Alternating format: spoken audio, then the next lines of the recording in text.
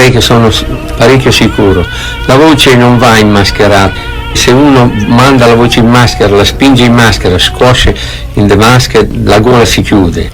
Mi disse: tu devi studiare le opere leggere. Mi si stringeva la laringe, perché più sì, avevo acquistato il do naturale facilmente, però a scapito di tutto il centro. Perché il grande Gigli mi diceva: caro Mario, ricordati che la voce è come una coperta, se la tiri troppo su ti scopri i piedi. La voce deve andare solamente in maschera attraverso il fiato. La voce è come una palla di rom. Più la butti in basso con forza, più sale verso l'alto. Più propenso nel cantare forte che nel cantare piano, perché il piano è il cancro della voce.